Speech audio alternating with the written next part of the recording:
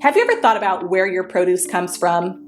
Most grocery chains receive produce from various local and national farmers. In fact, there are about 3.4 million farmers in the United States today. But of that staggering number, only 45,000 are Black farmers. At the Better Buggy, we are a proud group of Atlanta-based Black-owned farmers, selling produce locally and nationwide. Our easy-to-navigate online platform makes it easy for you to make a one-time purchase or to simplify your life by subscribing to our weekly produce box. Whichever frequency you choose, you can order with confidence, knowing you'll receive 100% organic farm-fresh produce. If you're looking for a thoughtful gift for a loved one that they'd actually find useful, be sure to pop by our online store where you can snag a gift card your recipient can use to order their own produce and t-shirts. Ready to start supporting local Black-owned farms and making healthier food decisions? Visit thebetterbuggy.com now to start shopping. Ladies and gentlemen, business travel has become a lot tougher in America as Delta is just exploding around the country. It is causing a lot of airports to cancel booked flights. So this is going to heavily impact people that need to travel for business, or you just need to travel in general this coming fall. All right, I'm going to go ahead and play this audio for you from the Wall Street Journal, September 6, 2021. COVID-19 resurgence clouds business travel rebound. Companies were counting on corporate travelers to return this fall, but more businesses are keeping workers home. By Allison Sider and Chip Cutter. September 6, 2021, 5:30 a.m. Eastern Time. Companies are delaying sending employees back on the road this fall amid another surge in coronavirus cases. Airlines and hotels had hoped that business travel, one of the most lucrative pillars of their business, would start to bounce back in the coming months. Those hopes are fading as the busy summer travel season peters out, and the spread of the Delta variant of COVID-19 postpones some companies' plans to return to offices and resume in-person meetings and events. I'd say it's a pause as compared to continued growth.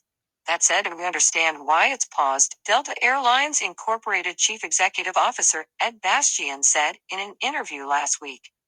Delta said U.S. corporate travel returned to about 40% of pre-pandemic levels this summer, and the airline was predicting it would climb to 60% by September.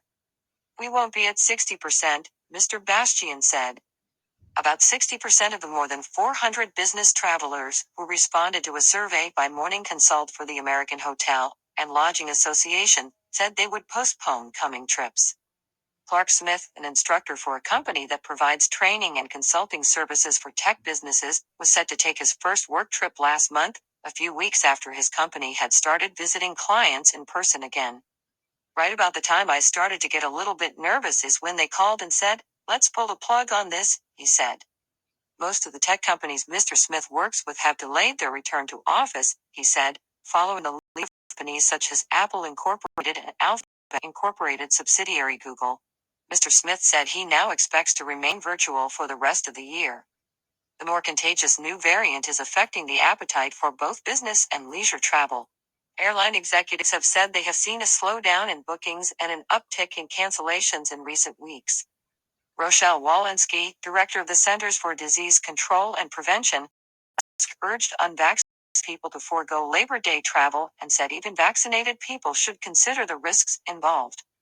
The European Union introduced a new layer of complexity last week when it recommended that members limit non-essential from the U.S.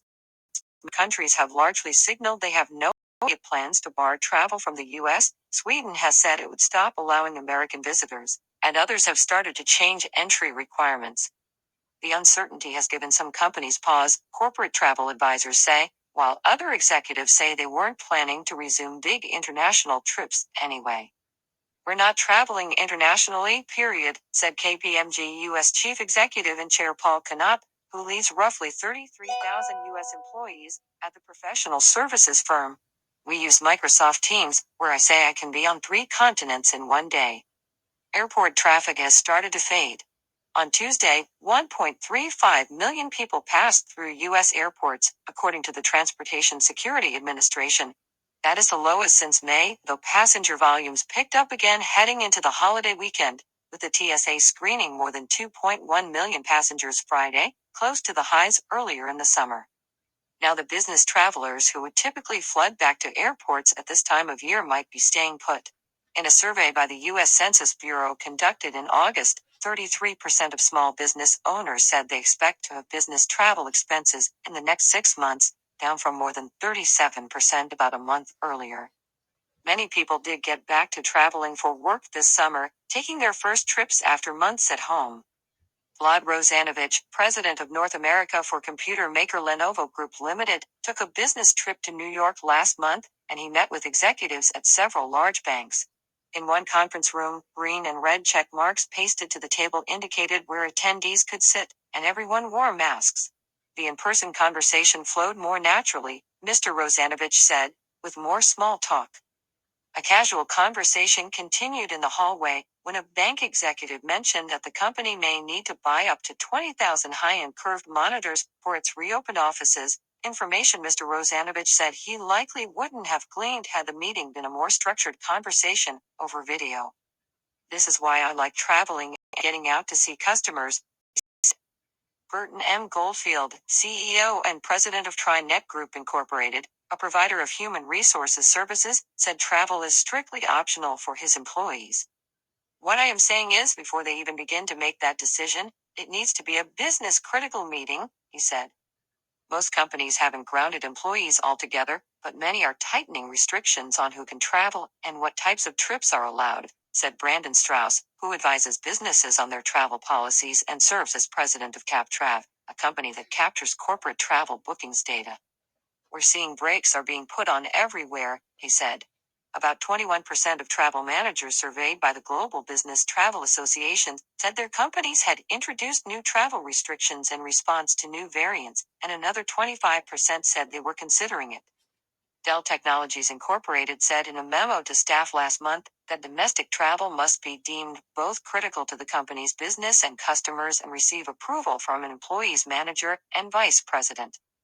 At the enterprise software company Citrix Systems Incorporated, travel remains very, very limited, said CEO David Henschel.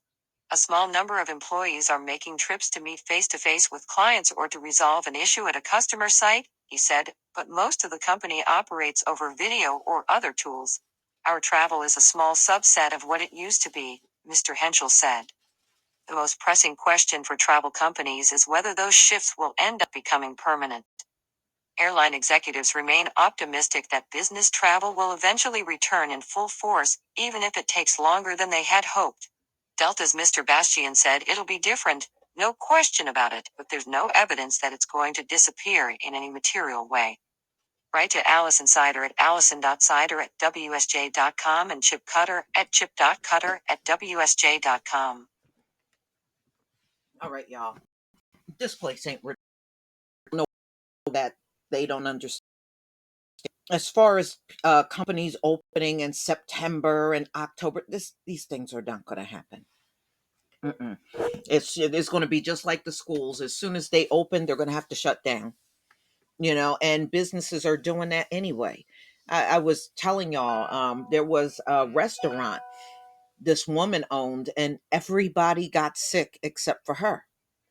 And she couldn't run it all by herself, so she was forced to shut the restaurant down until her employees got better. So no matter what, there is no way you're getting no business travel back 100%. You're not even going to get people back in these places of employment 100%. You're going to always be running into issues with illness, and that's a fact. So, ladies and gentlemen, please let me know what you think. America, you're not going to make no comeback in the fall. You're not going to be making one in the winter. And, I think some people just listening to some of these folks on the audio, they are still in major denial about what's going on to them. Please leave your comment and subscribe. Don't forget to hit on the notification bell, and I'll see you on the next video. Peace, family.